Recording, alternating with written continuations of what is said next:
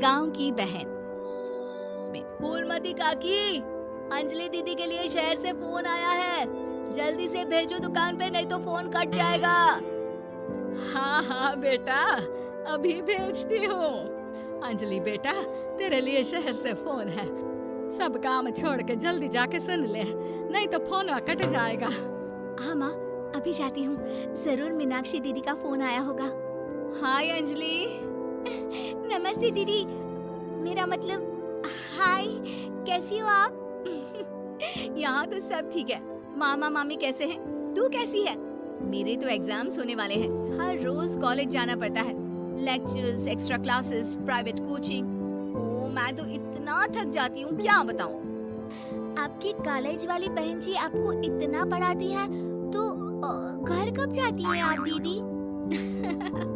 अरे नहीं नहीं, ये सब सिर्फ मेरी प्रोफेसर नहीं पढ़ाती, मैं अलग से दूसरे टीचर्स के पास भी पढ़ने जाती हूँ। दीदी फिर तो आप बहुत थक जाती होगी ना, आप ना पैदल मत जाया करो, टांगा ले लिया करो दीदी।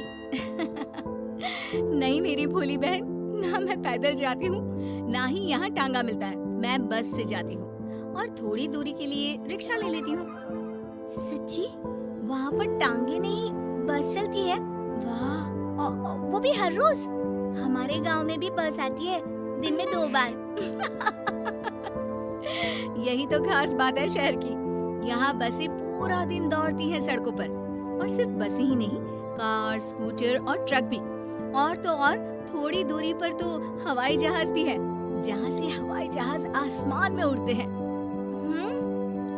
अच्छा दीदी, मैं फोन रखती हूँ, बुआ जी फूफा जी को मेरा नमस्ते कहना। हाँ माँ, हम लोग शहर में क्यों नहीं रहते? बुआ जी, फूफा जी और मीनाक्षी दीदी तो शहर में ही रहते हैं। अरे क्योंकि तेरे बुआ जी की शादी शहर में हुई थी, इसलिए बेटा। शादी से पहले वो भी तेरे पापा और दादा दादी के साथ गांव में ही रहती थी। तो फिर माँ, मुझे शहर भेज दो ना, मैं भी शहर देखना चाहती हूँ। इतनी बार मीनाक्षी दीदी से शहर के बारे में सुन चुकी हूँ, अब मैं भी वहाँ जाकर देखना चाहती हूँ। बस आप मुझे शहर भेज दो। ठीक है, इस बार गर्मियों की छुट्टियों में कुछ दिन रह आना शहर, अपनी बुआ के घर। अब तो खुश ना? हाँ माँ, बहुत खुश। आप देखना मैं शहर जाके कितने मजे करती हूँ। अंजलि अगले दिन स्कूल जाती है और वहाँ अपने सारे दोस्तों को अपने शहर जाने की बात बताकर चिढ़ाती है। अरे श्रद्धा, शीतल, सरोज, तुम लोग इन गर्मियों की छुट्टियों में कहाँ जा रही हो? एकादशी वाले गांव के मेले में।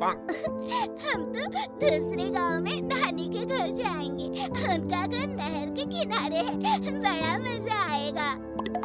हम इस बार कहीं नहीं जा रहे, बल्कि हमारे घर में रहने के लिए मेहमान आएंगे। और तू? अरे मेरा क्या है, मैं तो बस पास वाले शहर जा रही हूँ, अपनी बुआ जी के घर, वहीं रहूंगी कुछ दिन। तुम लोग चिंता मत करना, मैं चिट्ठी लिखूंगी तुम सबको वहाँ से। पापा मुझे तो चक्कर आ रहे हैं, जी घबरा रहा है। बेटा, शहर आने की जिद भी तो तूने ही की थी, अब पहली बार बस में चढ़ी है तो यही होना था, भुगतो।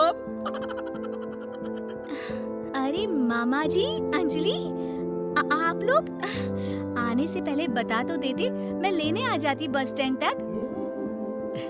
आओ आओ भैया, आओ बेटी अंजलि। माँ बुआ जी कैसे हैं वहाँ, और भाभी कैसी हैं? सब ठीक है, बस अंजलि जिद कर रही थी कुछ दिन आप लोगों के साथ रहने की, सो छोड़ने आ गया। दीदी, आप मुझे शहर घुमाने ले जाओ ना, मुझे भी शहर देखना है। हाँ हाँ चल, तैयार हो जा जल्दी से। अंजलि तैयार होने जाती है और कुछ देर बाद जब बाहर आती है तो अरे ये क्या कर दिया तूने? मार्केट तक ही तो जाना है, इतनी डार्क रेड लिपस्टिक, इतने बड़े बड़े झुमके और चूड़ियां और चेहरे पर इतना सारा पाउडर। मेरी बहन, ऐसे नहीं चलेगा, जा और ये सब हटा के आ। अरे कैसे, क्यों? मैंने शहर आने के लिए इतनी मेहनत से ये सब इकट्ठा किया था, और वैसे भी मैंने देखा है मोहल्ले की राधा काकी के टीवी पर एक फिल्म चल रही थी, उसमें हीरोइनें ना ऐसे ही तैयार होकर जाती है घूमने। सब पता है मुझे, मैं तो ऐसे ही जाऊंगी दीदी। अंजलि शहर की चकाचौंध को देखकर बहुत हैरान और खुश होती है। ऊंची ऊंची इमारतें, सड़क पर दौड़ती गाड़ियाँ, बड़ी बड़ी दुकानें, उसकी एक्साइटमेंट का ठिकाना नहीं था। दीदी, ये छोटा सा कमरा सड़क के किनारे क्यों रखा है? इसमें कौन रहता होगा? ये कमरा नहीं, पीसीओ है, पीसीओ। यहाँ पर लोग फोन करने आते हैं, सिक्का डालकर। ओह, हमारे गांव में तो दुकान पे ही जाते हैं बात करने। अच्छा चल, तुझे रेस्टोरेंट में खाना खिलाने ले चलती हूँ। Excuse me, 2 plate noodles please and 2 Cola. Meenakshi को ऑर्डर प्लेस करते हुए अंजलि बहुत ध्यान से देखती है और थोड़ी ही देर में ऑर्डर लेकर वेटर आ जाता है और खाना टेबल पर रख देता है। अरे, ये लंबी लंबी सेवइयाँ खाते कैसे हैं दीदी?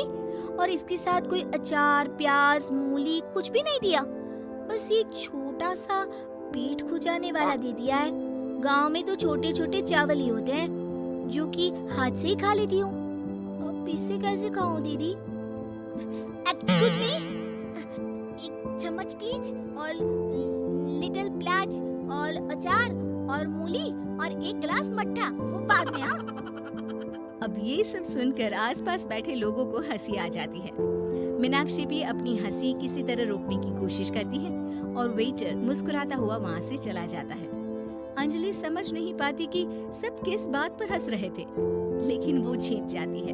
दीदी, मुझे लगता है कि मुझे इन सेवइयों को ऐसे ही खा लेना चाहिए, इसी पेट खुजाने वाले कांटे के साथ।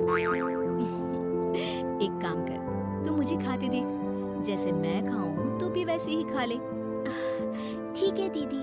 अंजलि खाते खाते नूडल्स में सिरका ज्यादा डाल देती है, फिर ऊपर से नमक दानी से खेलते हुए काफी नमक भी अनजाने में छिड़क लेती है। अरे, ये क्या क्या खा लिया? अरे हाय हाय, कितना कड़वा है। पानी पानी, ये काला शरबत ही पी लेती हूँ। और जल्दबाजी में अंजलि जल्दी जल्दी कोला पी लेती है, जिससे उसके नाक में झंझनाहट होती है। दीदी, मुझे ले चलो यहाँ से। मैं ये सब शहरी खाना नहीं खा सकती। अब शर्म के मारे मीनाक्षी अपनी बहन को वापस घर ले जाती है और कहती है कि देख अंजलि, माना कि शहर और गांव एक दूसरे से बहुत अलग है, लेकिन इसका मतलब ये नहीं कि हमेशा शहर ही बेहतर हो और उस वजह से हमें वो सब करना पड़े जो हम नहीं कर सकते। शहर में सहूलतें तो हैं ही, पर चुनौतियां भी हैं। हम जहाँ भी रहें, हमें कभी अपने आप को कम या ज्यादा नहीं समझना चाहिए। और किसी भी नई जगह में ढलने में समय लगता है, उसके लिए तुम्हें दूसरों की नकल करने की कोई जरूरत नहीं है। बेटा, घूम लिया शहर या अभी और घूमना है? नहीं पापा, मैं अपनी गलती समझ गई हूँ। आप गांव ही ले चलिए मुझे।